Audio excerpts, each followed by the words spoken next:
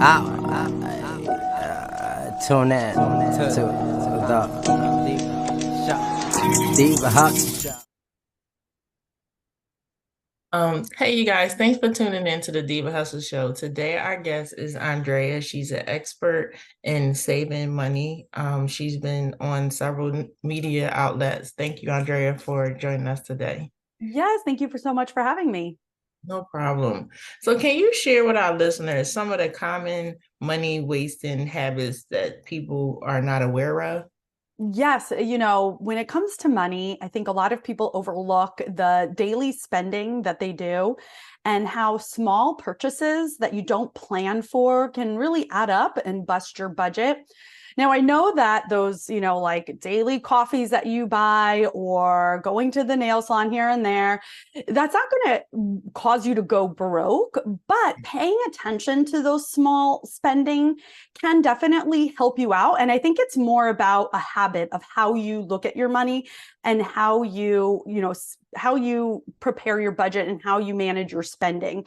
So I'm not going to tell you that you shouldn't go get that Starbucks once in a while, but just paying attention to how you spend on a daily basis and rethinking each purchase before you make it just gets you into a better mindset for managing your finances. And it's something that could translate across all different financial habits in your life. And so that would be the number one thing. Before you make any purchase, ask yourself a few questions. One, do I need this? Why am I buying it? What is the driving factor behind it? Is there some emotional issue at play? Are you buying something to make yourself feel better? Or maybe you're buying yourself something as a reward. I've even noticed myself doing that. Maybe I'm coming off of an awesome media interview and then I stop at a store and I buy myself something because I'm feeling good.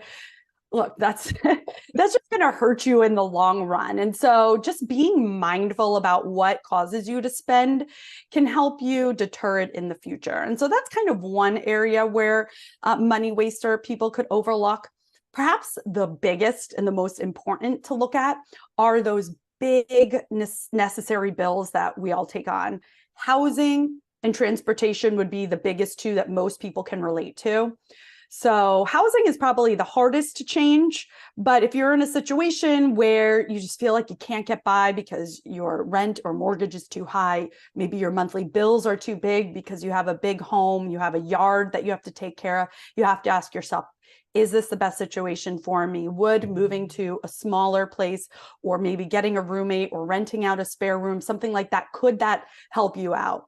So that would be a big one. And maybe that's more of a long-term goal to focus on. When it comes to transportation, though, that could be a big financial hurdle, but one that's an easier fix. If you have the newest car that you're leasing or you bought that has all the bells and whistles, that's probably coming with a big auto loan bill.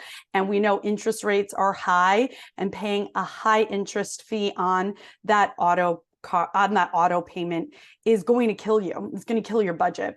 And so if it's causing a lot of stress, I would ask people to really reevaluate why they bought that car, if they need it, and are there other options? Is there refinancing? Is there maybe trading in, getting something lower cost model, maybe something smaller that doesn't have as high of gas payments? Something like that could be a really good option to help people as well. And then, of course, credit card debt and the fact that people are just using their credit cards to get by and not saving money, and the cycle that could cause you to get into with debt. If you don't have any money saved, but an unexpected bill pops up, how are you going to pay for it? Well, it's going to go back on your credit card, and now that debt is going to continue piling up. So these are really big areas that a lot of people struggle with. And I know it could feel like a black cloud over your head, that dark cloud that you can't get past, but there are small things that you can do to make a change and start building steps towards financial health. And especially like key as we're entering in a few weeks from the holidays season, and everybody's out shopping. I saw on the news where they were saying like Black Friday the sales was down, because normally that's the prediction of how the sales is going to be for the holidays. And going into that, before Black Friday, you found that a lot of people are still living like on credit cards, and the debt ratio is so high. Yes. Yeah. So just your input on that part. Yeah, I think, a lot of people go into the holiday season thinking, I'm going to cut back. Prices are still high. Interest rates are still high. People are living really tight budgets. And actually, I don't know if you know this, but consumers took on record credit card debt this year. It's interesting because during the pandemic, we all collectively paid down our balances really quickly, the most we ever saw pay off our debt. But then once we came out of the pandemic, we racked it back up and even then some. And so going into this holiday season, I think a lot of people are feeling strapped for cash. But the reality is, when you get into that season, you get into the spirit of spending and giving, and you want to just have fun and enjoy the season. So a lot of people kind of, put their financial woes to the back burner and will start spending. Although we saw some sales down on the actual Black Friday, overall shopping has been up actually, because retailers launched early Black Friday at the beginning of November, and they were hosting sales, through the entire month essentially. And so it kind of diluted the amount they saw people spend on the day after Thanksgiving, but overall, people are spending more. And so they haven't paid down debt, but now they're spending more. And so it really can cause a lot of financial strain when you get those credit card bills in the mail. And here's the thing that people overlook. It doesn't matter how good of a deal you got during the holidays, if you're putting it on your credit card and then paying that 20 or more % interest, the deal you got is void. Plus, it could take you months to pay off. So now you're just paying interest on interest. So I would say, okay, take a step back, reevaluate who you're buying gifts for, evaluate how much you're spending per person, and have those honest conversations with family and friends. Set gifting expectations. I think you'd be surprised to find out that a lot of people feel the same way you do. Maybe you don't have to buy gifts for everyone in your friend group or your family. Could you do grab a name out of a bag, like a Secret Santa exchange or a white elephant exchange, or can you just spend time with each other? There's so many other things you could do without busting your budget and not feeling stressed out. And another thing my daughter told me about, she re-gifting. And I was yes, I love that. Just make sure you don't re-gift to the person who gifted to you. That's what I told her. I said, just don't give me nothing I gave you. Yeah, I love that. So I know you've been on several media outlets. What are some of the most surprising or eye-opening financial misconceptions that people often have? There are a few things. I think number one, and this is big with credit cards, a lot of people think that you have to carry a balance in order to maintain or build good credit. And that's far from true. In fact, having a credit card is a good thing. I think a lot of people say, don't even have a credit card, which, as long as you can approach it and understand how to use it wisely, it could be a good thing to help you build that credit, help you have credit history, so that in the future, when you go to buy a car or house or rent an apartment, you are in the best position because you have a good credit history. But you do not have to carry a balance. In fact, carrying a balance just means you're going to pay unnecessary interest fees. So that's the number one thing. When you do go to open a credit card too, just make sure you're shopping around. Just like you go to shop around for a TV to get the best price, you want to shop around for a credit card to get the best credit card that gives you good rewards for the types of purchases you make, and that it gives you, a good interest rate and things like that. So that's probably number one. Also, just to stay in the whole credit card space, I don't think a lot of people realize that you actually have the ability to negotiate your interest rate. And there are a couple of examples here. So number one, if for some reason you missed a couple of payments for whatever may have happened, you may have been slapped with that penalty APR. So that means you could be paying almost 30% interest. Well, that actually should be removed after 6 months of paying on time consecutively. And so if it isn't automatically removed, call the credit card company. They could lower your interest rate back to that pre-penalty amount. But let's say you never even missed a payment. You've been in good standing. You've had a credit card account for a while, but you are carrying a balance. Call the company. I think I want to say about 60% of individuals have been successful in negotiating their credit card interest rate. I actually did this several years ago just to test it out. And I got my credit card through my Nordstrom's credit card interest rate reduced from, I think it was like a 19% rate down to 10%. So call and ask. And speaking just about negotiating and overall, you can negotiate with anyone. You can negotiate with everyone. If you are unhappy with something, if you are slapped with a fee that you don't feel like is right, call a company and see if you can get a better rate, your current bills and all that kind of stuff. It's so important to pay attention to that. And not to just keep talking away here, but my last and final big financial misconception is, if you are paying down debt, a lot of people think, I can't even afford to save. I have to focus on paying off my entire debt balance. That's actually the wrong way to think. I mentioned this earlier, but you need to have money set aside for unexpected emergencies. What happens if you lose your job? What are you going to be able to lean on to be able to pay your bills so you don't go deeper into debt? So if you don't have any money saved, I would actually recommend postponing paying off your debt, at least, maintain those minimum payments, but put some extra cash away for emergencies first. Ideally, you would have 3 to 6 months of living expenses, but if you can even just stash away 1 month of living expenses, that could give you a nice buffer. Right. And I was just thinking, a friend of mine, he had got his first credit card because he was against credit cards. And it was a Visa. And he said, listen, I got $1,500 credit. And the lady said, I could just spend the $1,500 and pay it back. And I'm like, no, that's not that's not how that works. There's an interest. And I think people honestly I don't know if they don't know how to calculate or understand the financing part of credit card and how debt can just easily rack up when you're getting these cards. Yeah, that's a really good point. People aren't educated on that. And then there are those confusing things like, 0% APR for the first year and things like that. So maybe at first you're not paying interest. So that could be helpful if you have a big ticket purchase that you have to make, like you have to replace your refrigerator because you can't live without one. Then that could definitely be a tool to help you out if you can't afford that whatever $1,500 fridge that you have to pay for. But overall, if it's just like, unnecessary purchases, then yeah, that could definitely get you into trouble. And it really is important to look at that amount that you're paying. I think also people see it as, a small amount over time. And maybe it's a small amount to help them get what they want automatically.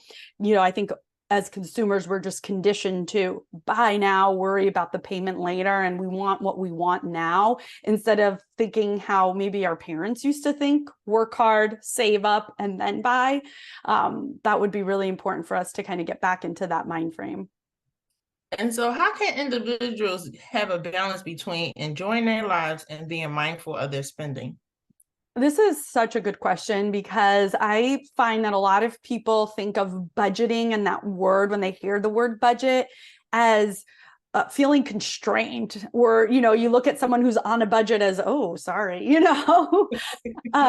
but the truth is, and if we flip the way we think of budgets, we can really enjoy our lifestyle without feeling financial stress. And that's because a budget allows you to set up your finances in a way that includes the things that are so important to you, right? Like for me, I love working out on a daily basis. So I want to have, my specialty Pilates studio and my other gym membership. And I want to go play pickleball. I got into it. Okay. I can't.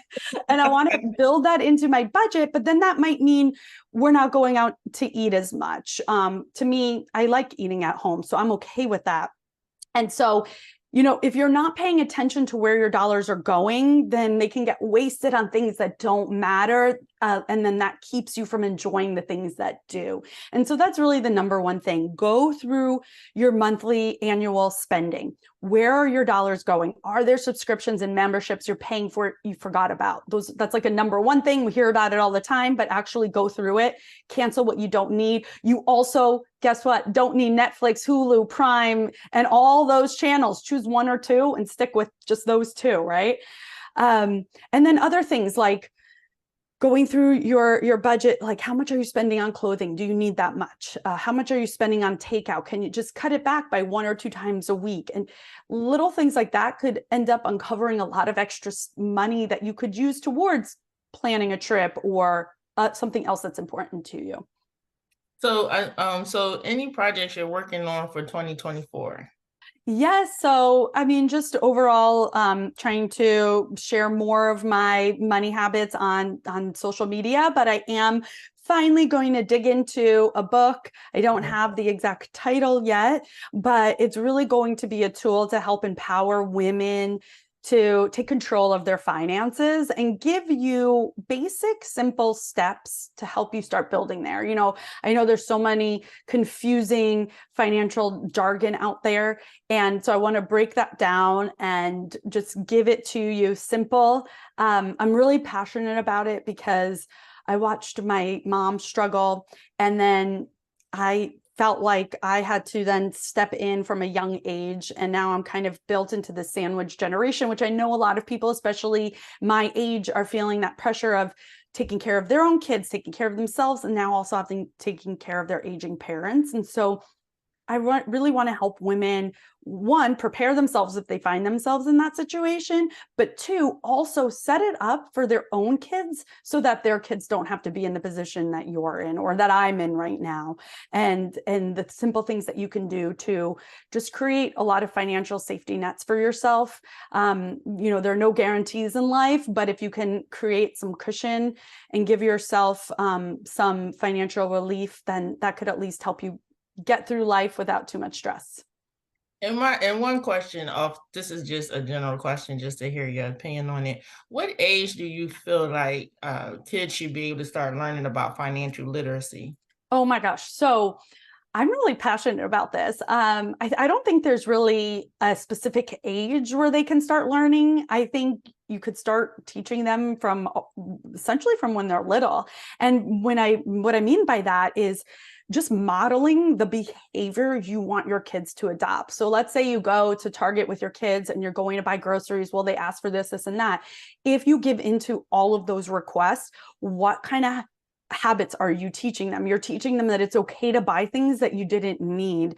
So that's like number one, is just teaching them that, you know, we're not going to shop for this, so we're not buying it. And also keep in mind, the way you talk about money is also important. So it's not necessarily that you can't afford it and teaching your children some negative feelings around money, but rather this isn't part of the plan. So we'll think about it before we buy it. And then as they get older, I think just, you know, giving them an allowance, allowing them to manage money, allowing them to be part of shopping plans. So like if you're getting ready for school, having them build a budget and go shopping with you, teaching them how to shop savvy. And also there's no reason they can't start investing from a young age. So maybe more of that middle school age where they can go online and buy stocks. There's actually a cool site, just really quickly, stockpile.com is super cool. It allows you to buy fractional stocks of big companies. So this is great for any age, but if you are specifically wanting to help maybe a young pre or teen with starting to invest, this could be fun for them because they could buy a fractional stock of Disney or Amazon, something like that, that they might not be able to afford anyway or otherwise. Mm-hmm.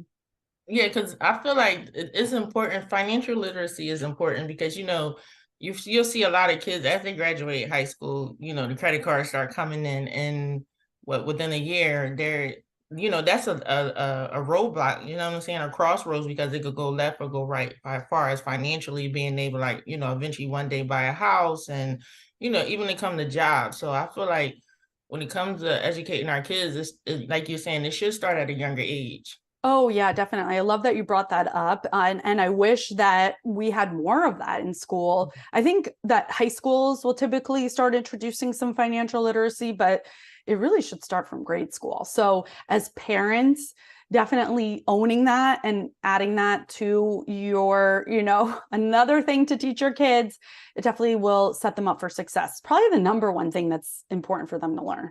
Right. Well, if people want to get in contact with you, what's the best way to reach out to you?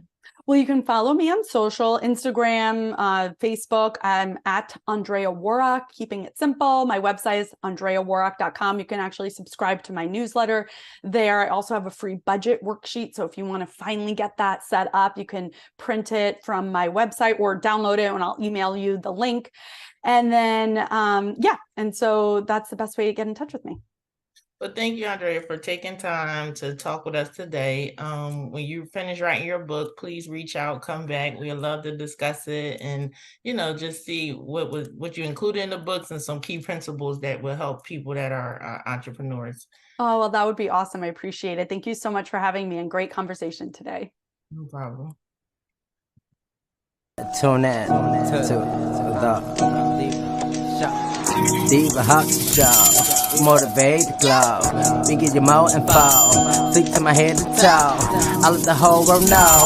I let the whole world know.